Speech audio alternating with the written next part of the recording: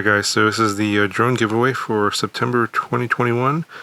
I will put all the rules on the giveaway form. They're going to be highly detailed, so I encourage you to read all the rules very carefully.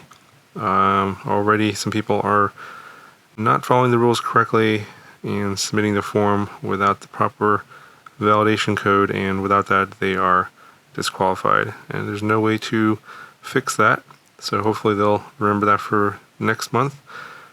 But this is the giveaway for this month. We got a GEP-RC FPV goggle, a controller, and this drone. This is an iFlight IH3 that I'm not flying anymore, and this is all bound up together, ready to go for someone to fly. The giveaway form link down in the description with all the rules. Make sure you follow those rules very carefully so you don't get disqualified. Good luck. Talk to you guys later. Alright guys, so in this video we're checking out the Happymodel Crux35. So this is their 3.5 inch entry into this class, and they're a little bit late to the game.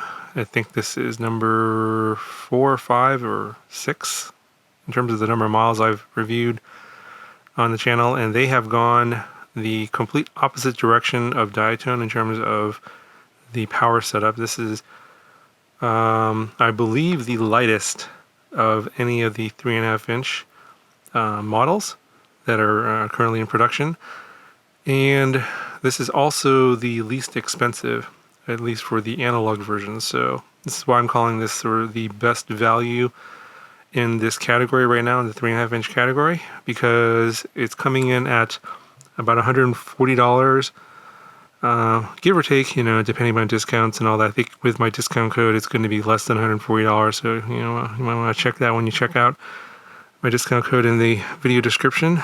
But it's about $140 for the analog version. Only weighs about 87 grams, and I think if you compare it to some of the other analog versions out there, like the GEP-RC Smart 35, that one's coming in at $245 and without a receiver, whereas this one comes with the built-in Express LRS receiver. And if you want to add sort of an equivalent receiver, the Crossfire receiver on the GEP-RC, that's coming in at about $280. So it's about almost double the price, 280 versus 140. If you compare the Happymodel to the GEP-RC. Obviously there's other ones out there. I didn't check all the prices, but that was just one, and I know that the GEP-RC is a very popular model.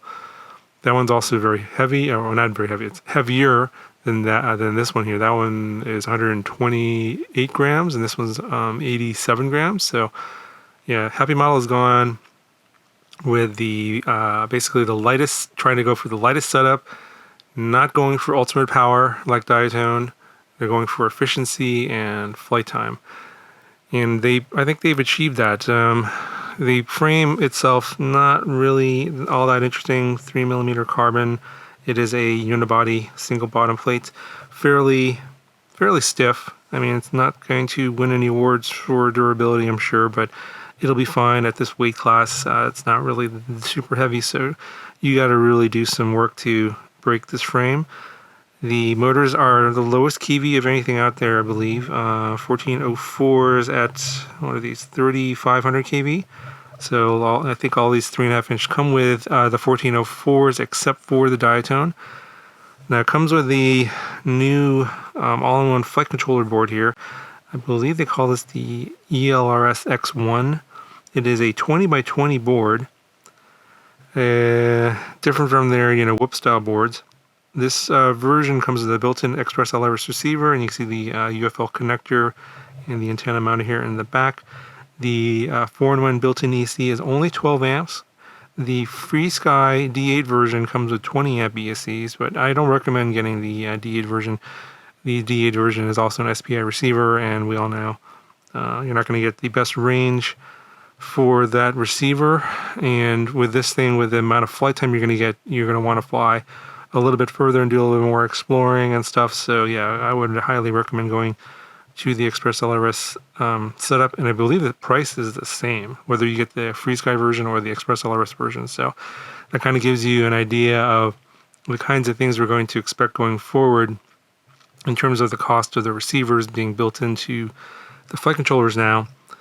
the cost advantage is huge. They basically cost the same as a D8 receiver, and they perform way better. So there's kind of really no point in considering anything else.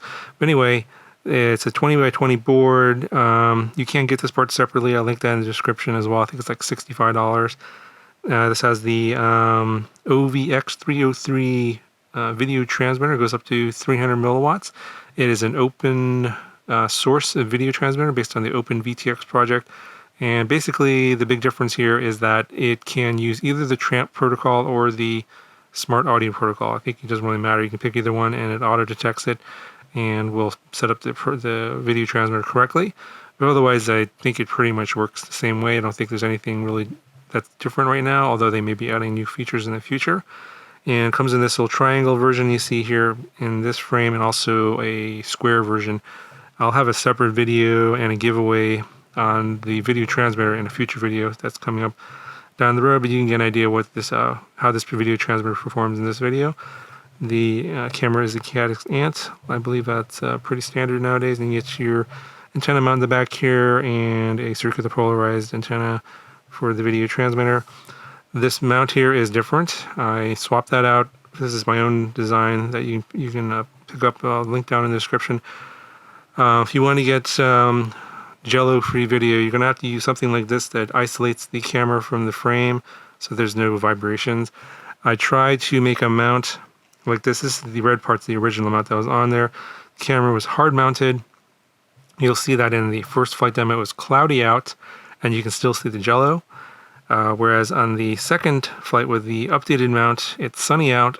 Granted, I have an ND64 because it's a very clear sunny day. So with that, no jello at all because it's not hard mounted. And this mount here is really designed for like the SMO 4K camera, and I did not attempt to fly the SMO 4K camera because the way this comes out of the box, there's no connector for the SMO 4K camera. With the battery on the bottom, it's kind of difficult to route. If you plug in something to the balance lead, for example, you have to route the wires from the bottom through the back here and avoid the propellers up to the frame to get to the camera. So I would highly recommend if Happymodel is trying to promote the use of the SMO 4K on this, one, they should change this design of this mount so that it's not directly attached to the frame where the vibrations come, because the vibrations will come through on the SMO 4K camera as well. So change the mount and then solder on a power connector here in the back that will come up to the frame. A small little connector that will plug into the SMO 4K camera. It's a 4-pin connector. Doesn't cost anything, and I'm so really surprised that they didn't do that because a lot of vendors do that come out of the factory. They do have a photo of it, mounted to this, as a promotion photo, but it just obviously I don't think they actually used it. They do have a demo of a video of that on their YouTube channel, but they must have powered it in some way that's not in the factory configuration here, where you have the power coming from the flight controller or the battery lead. So that's why I elected to go with the Insta360 Go 2. And actually, I prefer this setup. I mean, I'm not going to change it. I'm not going to put a bigger camera on here because this gives you more than adequate footage, and this flies for a super long time with the camera on there. I did fly with this 4650. It was really old battery that I've had for several years, and it's got like several hundred flights on here. But even with this being a really old battery, because this is such a low power hungry power setup, it really is efficient. So if you have old batteries and you want and you don't want to buy new ones, get this model instead of the other ones because the other ones are going to draw more power and you may have to get new batteries. Or this one is going to be very battery friendly and probably not as picky in terms of the battery you're going to want to get. But let's see here how much this weighs. So it's 87 grams. That's the weight with the stock mount, but I'm going to show you what the weight is with the camera attached here. So this is with the Insta360 Go 2 and the ND filter. It's 117.4 grams. And then all up weight as I flew it. Getting all this on here is kind of tricky. Yeah, 194 grams. So you're way, way, way under the 250 gram limit, whereas a lot of the other setups out there are coming closer to the 250 gram limit. Now, granted, a lot of the other ones that I have reviewed are the DJI versions, and the DJI version of this is about 21 grams heavier. I think it's, what is it, 87 versus 108. So that's what's listed on the product page. So, yeah, of course, DJI versions are always going to be heavier, so that is going to have an effect on your flight time. You may want to go with a little bit bigger battery in that case to make up for that flight time. You can go up to a 4S 1100 milliamp hour LiPo. I got a 10-minute flight on the first demo on this battery here. I'm mostly just kind of cruising around really, and a little bit of light acro, which was surprising. So at the beginning, I did fly around without the camera, and then did fly it around after a few minutes with the camera on. I got a total of 10 minutes on the 650. I think the range is like 9 to 13 minutes on a 750 is what they're recommending. So if you go with an 850 or even something bigger like 1100 4S, you could probably squeeze out a 15-minute flight in this if you really wanted to, because it's a really, really efficient setup. I think, again, they went with the HQ props, the 3520 props here. Very efficient, low pitch prop, a good match for this motor. Now, this is probably, in terms of acro performance, it's not as good as some of the other ones with the higher kV motors, a little bit more power, maybe a bigger ESCs. So if your goal is not necessarily efficiency, but you want a little bit more acro performance, then maybe you want to consider some of the other models, because this one is probably, in my opinion, a little bit lacking on the top end, which is expected because it has the lowest kV motor. So for those of you that are more into shorter flights but a little bit more aggressive flying, more acro, you may want to consider a different model. But if you're into longer flights, very efficient flights, don't have to worry about the battery you're using, etc., and also the cost, then this is definitely a winner in my opinion. This is definitely the best value, best bang for the buck in my opinion. And you match this up with this Insta360 Go camera, you can get pretty good long flights. You can do some exploring, go pretty far with the Express LRS receiver. All around, it's a really good package. Now, I do have the new Express LRS module from Happymodel. This is the 1 watt module. I'm going to have a separate video on this a little bit later, but this is a quick look at it. It's the Nano module, goes up to 1 watt. The firmware target just came out today, so that's why I've been holding off on this, because I wanted to fly this with my passphrase that I'd like to, basically so I don't do any binding. I'm kind of lazy that way, but yeah, it comes with a fan. It's if you want to go super far, which I don't really do, this is kind of a overkill and not really something that I'm going to be using too much. I don't know, I might give it away at some point, but it's pretty nice. Nice metal construction. This is all for heat dissipation. Got a fan on here, so you can take it up to 1 watt and fly super far if you really wanted to.